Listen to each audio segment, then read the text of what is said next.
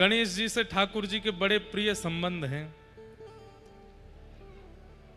अभी आगे प्रसंग आएगा, लेकिन हम अभी सुना देते हैं, महाराज जी दिख गए तो।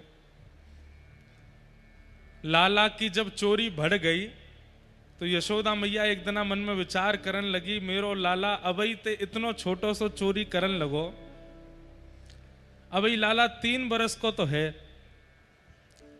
और 3 बरस को लाला चोरी करन लगो। कहीं 3 बरस को जब बड़ो होएगा तो ये चोरी करते करते कहीं बहुत ज्यादा चोरी ना करन लगे।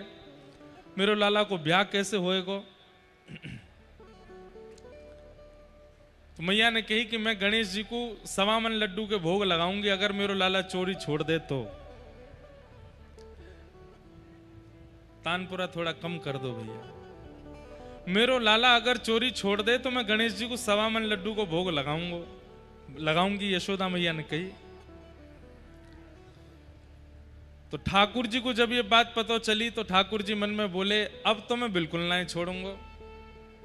क्यों? 1.25 मन लड्डू रखे जाएंगे, गणेश जी के आएंगे, खामेंगे तो हम मोए और मेरे सब सखान ने खावे को मिलेगा। 1.25 मन लड्डू लगाए गणेश जी के आगे। यशोदा मैया लाला को लेकर के गई और गणेश जी महाराज से प्रार्थना कर रही। हाँ, आंख बंद करके हाथ जोड़ के मैया कह रही है, हे गणपति बाबा, मेरे लाला पे कृपा करो, जे चोरी करनो बंद कर दे, जे सुधर जाए, बहुत उपद्रवी है क्यों, बहुत उद्यमी है क्यों, आप यहाँ पे कृपा करो। अब मैया तो आंख बंद करके प्रार्थना कर रही है। ठाकुर जी ने अपने सबरे सखा बुला लिए। अब एक लड्डू मधुमंगल ले गयो, दूसरो श्रीदामा ले गयो, तीसरो तन सुखा, मन सुखा, धन सुखा। सबरे ठाकुर जी के सखा आए और जितने लड्डू भरे सब इनको ले गए। एक लड्डू बचा, वो ठाकुर जी खा गए। गणेश जी के आगे सबरो भोग खत्म। यशोदा मैया के जैसे ही नेत्र खुले, हे गणपति बापा, मेरी या प्रार्थना को स्वीकार करियो, मेरे लाला की चोरी छुड़वाओ। मैया ने जैसे ही प्रणाम करके भोग की थाली उठाई, मैया बोली, अरे लाला, ये सबरे लड्डू कहां गए यहां थे? मैया बोली, लाला, सबरे लड्डू कहां गए? ठाकुर जी बोले, मैया अभी तो यहीं धरे, पतो ना कहां चले गए। अरे इतनी जल्दी कौन चोरी करके ले गए यहां थे? कहां गए सबरे लड्डू? सोई ठाकुर जी गए और गणेश जी के पेट पे हाथ धर के बोले, मैया, जहां धरे हैं सबरे लड्डू, जे इतनो निकरो भयो है ना, यही के भीतर हैं। गणेश जी भी मंद मंद मुस्का रहे हैं। मैया बोली, मैंने तो इतनी बार भोग लगायो, कभी पायो नहीं, आज कैसे पाए लियो? मैया, तू हमेशा बिना भाव के भोग लगा देवे। आज तेरे संग मैं हूं ना, तू तो आंख बंद कर रही, मैं हाथ जोड़ के प्रार्थना कर रहा हूं। मेरी मैया ने बड़ी मेहनत करके देसी घी के लड्डू बनाए, हे गणेश जी पाए लो। सो गणेश जी प्रकट है के पाए के गए मैया। और दिना तो तू सामने धर के उठाए ले, आज ठाकुर जी पा गए, आज गणेश जी पा गए। और मैया, प्रसाद स्वीकार हैवे को यही तात्पर्य है कि देवता आपकी सेवा से प्रसन्न है। मैया तो नाचन लगी, बोले, गणेश जी ने मेरे लड्डू पा लिए, या को मतलब है कि आज अब मेरो लाला चोरी छोड़ देगो। लेकिन ठाकुर जी ने फिर भी चोरी नहीं छोड़ी। तो मैया बोली, गणेश जी तो सांचे हैं, लेकिन लाला तेरी चोरी क्यों ना छूट रही है? सांची बता, तू को मेरी सौगंध बादना, गणेश जी का लड्डू कौन ने पाए? तब ठाकुर जी ने सब सत्य बताया। बोले, मैया, सबरे सखान के संग मैं ही पाए गए। गणेश जी तो बेचारे चुपचाप बैठे। ऐसे हमारे लाला सबन के संग आनंद करें। आपको पता है, कृष्ण लीला में सब देव पधारे। महादेव भी आए, गणेश जी भी आए, हनुमान जी भी आए, दुर्गा मैया भी आई, जगदम्बा भी, सब आए हैं। और सब छोटी छोटी लीलाएं ठाकुर जी के साथ करके गए हैं। ऐसे हमारे ठाकुर जी, जैसे गणेश जी को लड्डू बहुत प्रिय हैं, ऐसे हमारे ठाकुर जी भी खूब लड्डू भोग लगा में, खूब प्रेम से पवा में। तो आज ठाकुर जी को मंगल जन्मोत्सव भयो है। पूरे ब्रजमंडल में आनंद है रहो है। नंद बाबा को जैसे ही पता चली कि लाला भयो है, कपड़ान सहित कूद गए जमुना जी में। स्नान करके नए कपड़ा पहने, सुंदर तिलक चंदन लगायो, पीली पाग पहनी। जा जाके कान में खबर पहुंचे कि नंदरानी के लाला भयो वही नाच नाच करके उत्सव मना रहे हो। बंधुओं, ठाकुर जी के प्राकट्य की सबसे बड़ी भावना यह है कि कोई को भी यूं नहीं लग रही है कि केवल नंद बाबा के लाला भयो है, सबको लग रही है हमारे गल लाला भयो है। जन्माष्टमी को पर्व होवे भी ऐसा ही है। आज भी पूरे भारतवर्ष में 5000 कितने वर्षों से ठाकुर जी की जन्माष्टमी मनती आ रही है, लेकिन आज भी उसी उत्साह से मनाते हैं लोग।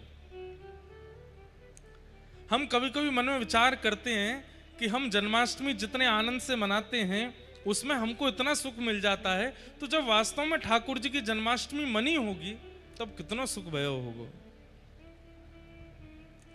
सब ब्रजवासी नाच रहे हैं, गा रहे हैं, आनंद कर रहे हैं, दही की कीच उड़ा रहे हैं। ऐसी दही की कीच भई महाराज की एक तरफ तो यमुना जी बह रही हैं और दूसरी तरफ तट पे दही बह रही है। इतनो दूध, घी, दही आदि पंचामृत बहाए हो गए। बंधुओं, आप लोगों के मन में एक बात आ सके कि इतनो दूध, घी, दही बर्बाद कर दियो? अरे नहीं। तो बोले जिस प्रकार हम शालिग्राम भगवान को पंचामृत अभिषेक करें, ठाकुर जी को पंचामृत अभिषेक करें, ठाकुर जी के प्रकट हैवे पर मानो व्रजमंडल की समस्त गैया ने व्रज को अभिषेक कियो है, पंचामृत से पूरे व्रज को पवित्र कियो है। पंचामृत अभिषेक पूरे व्रज को भयो है। सब आनंद कर रहे हैं। नंद रानी यशोदा नीलमणि लाला को लेकर के सब जगह डोले, सब आनंदित हूं मैं देख करके। ब्रजवासी जन अपने अपने घरन पे नए नए उत्सव मना रहे हैं। तभी एक 80 साल की मैया वाने जैसी सुनी नंद बाबा के लाला भयो है, अपने विवाह के समय की पोशाक पहन करके बढ़िया तैयार है करके आई। वयोवृद्ध मैया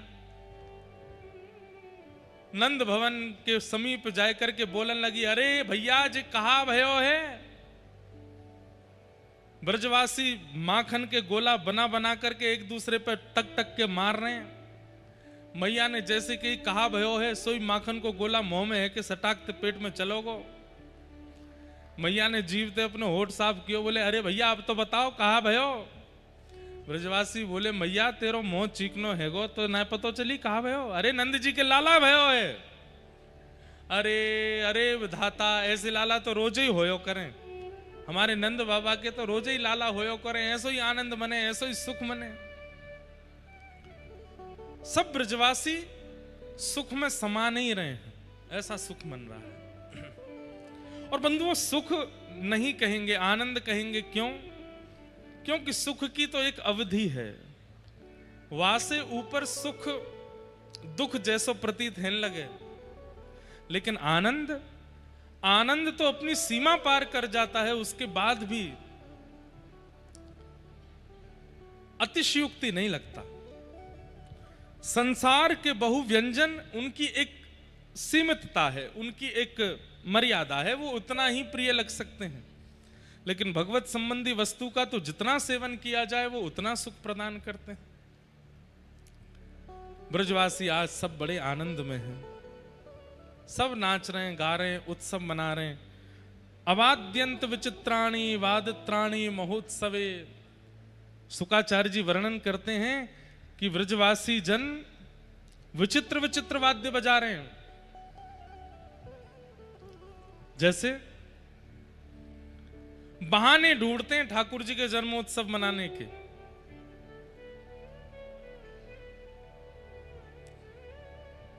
एक सप्ताह बाद सब ब्रजवासी दौड़े दौड़े आते हैं, बोले मैया बधाई दे दे। तो मैया कहें अब ही तो बधाई दई लाला के जन्म पर। बोले आज लाला को जन्मदिन है, आज भी बधाई चाहिए। बोले आज का ही को जन्मदिन, लाला तो 7 दिन पहले भयो। बोले मैया आज 7वां दिन है ना, वही दिन दोबारा लौट के आयो, हमारे आज भी जन्मदिन है। तो हर सप्ताह ठाकुर जी का जन्मोत्सव मनता है। और फिर जब हर महीने की अष्टमी तिथि आती है, तब अष्टमी तिथि पे फिर नाचते हैं ब्रजवासी। बोले क्यों? बोले आज लाला 1 महीना को है गो, आज लाला 2 महीना के है गो, मैया बधाई दे, आज लाला 1 महीना को है गो। कुछ दिन बाद रोहिणी नक्षत्र आ जाता है, फिर ब्रजवासी सब नाचते हैं, बोले आज लाला मैया रोहिणी नक्षत्र आयो, आज फिर बधाई दे।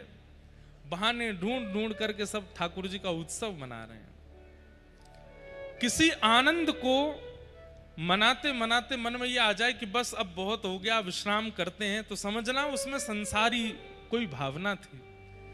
लेकिन जिस क्रिया को करते करते बस ये लगे ये कभी विश्राम ना हो, चलता रहे चलता रहे चलता रहे, समझो वही भगवत उत्सव है जिसमें कभी विश्राम की इच्छा ना हो। आज कथा का 5वां दिन है, कल 6वां दिन है, और परसों विश्राम। परसों जब विश्राम होगी तो कितनों के, किसी का भी मन नहीं होगा कि विश्राम हो, सबके मन होंगे कि और है जाए महाराज जी, और है जाए। कई जगह तो कथा होती है, एक जगह हमारी कथा हुई, वहां जो यजमान थे बोले महाराज जी अगली कथा में 4 दिन हैं अभी बीच में, 2 दिन और कथा बढ़ा दो। मैंने फिर 9 दिन की कथा करी तो उसके अगले साल की भी दे दो, 5 साल की तो डेट लिखवा ली। बोले ये कहीं नहीं जाएंगी, ये मेरी हैं, आपको आना है, कथा सुनानी है। कहने का अभिप्राय, विवाह उत्सव भी जब पूर्ण होता है ना तो घर के लोगों को थोड़ा सुख मिलता है कि चलो अब थोड़ा आराम करेंगे भाई, 6 महीना से हमारी कमर टूट गई। लेकिन विवाह जितनी ही हालत कथा कराने वालों की भी होती है, ऐसी कमर टेढ़ी हो जाती है महाराज 6 महीना से लगे हैं ये, लेकिन कथा के बाद किसी का मन नहीं होता कि विश्राम हो जाए, सबका लगे चलती रहे, बस होता रहे, ये क्रम बना रहे। इसीलिए इसको आनंद कहते हैं। विवाह का क्रम सुख हो सकता है पर भगवत संबंधी क्रम तो आनंद होते हैं, और आनंद उससे मन कभी भरता नहीं। ब्रजवासी सब उत्सव मना रहे हैं और उत्सव मना मना करके गा रहे हैं, धन्य घड़ी जब होए यशोदा मैया कह के बोले, धन्य घड़ी जब होए यशोदा मैया कह के बोले, नूपुर बांध दो चरणन में घुटमन डोले, नूपुर बांध दो चरणन में घुटमन डोले, पकड़े बाबा की उंगरिया तेरो ललना, पकड़े बाबा की उंगरिया तेरो ललना, जुग जुग जीवेरी यशोदा मैया तेरो ललना, जुग जुग जीवेरी यशोदा मैया तेरो ललना। सब ब्रजवासी नाच रहे हैं, गा रहे हैं। 6 दिना भय तभी पूतना राक्षसी आ गई, रूप बदल करके आई है, अत्यंत सुंदरी बनकर के आई है पूतना। मैं श्रोताओं को समझाया करता हूं कि जब आप भक्ति के पथ पर चलने लगते हैं तो सबसे पहली बाधा पूतना के रूप में आती है। कैसे? भक्ति मार्ग में जब आप चलने लगते हैं तो उस समय सबसे पहली बाधा पूतना कैसे आती है कि कुछ समय तो आपका मन भजन में बहुत लगता है। जब नए नए भजनानंदी बनते हैं तो कुछ समय तो मन बहुत लगता है, पर कुछ समय बाद मन विचलित होने लगता है, ध्यान भटकने लगता है। ठाकुर जी की सेवा में ऐसे भावना आने लगती है कि अब कर तो ली, बहुत करिए, अब थोड़ी देर हल्की कर लें। तो जब नए नए ठाकुर जी घर पे आते हैं तो दिन में भोग लगाओ, दोपहर में प्रसादी बढ़िया प्रेम से पवाओ, रात्रि का शयन अच्छे से कराओ, ये वाला इत्र लगाओ, ये वाला श्रृंगार करो, ये वाली पोशाक पहनाओ। लेकिन जैसे 1-2 साल निकल जाते हैं तो फिर सेवा में भी कटौती होने लगती है। अब ठीक है, पुरानी पोशाक ही पहना दो ठाकुर जी को, पिछली साल जन्माष्टमी वाली ही पहना दो, अब बहुत हो गए, अब बार बार थोड़ी खरीद के लाएंगे। ये मन में जो आपके रूखापन आ जाता है सेवा के प्रति, नाम के प्रति, भजन के प्रति, भक्ति के प्रति, यही पूतना है। अरे सेवा तो वो माने कि हर दिन मन में भाव आए कि नहीं कल से भी सुंदर हो, आज की जो सेवा है कल इससे भी सुंदर हो, कल की जो सेवा परसों उससे भी सुंदर हो, हर दिन ये सेवा बनी रहे, तो समझो कि आप पूतना से बचे हुए हैं। और अगर कहीं सेवा में ये भावना आ जाए कि नहीं बस बहुत है अब ऐसे ही कर लेते हैं, तो समझो कि पूतना आई है। और धीरे धीरे आपने अगर उस पूतना का इलाज नहीं किया तो वो धीरे धीरे पूर्ण रूपेण आपको ठाकुर जी से दूर कर देगी। इसलिए उत्साह घटने मत दिया कीजिए।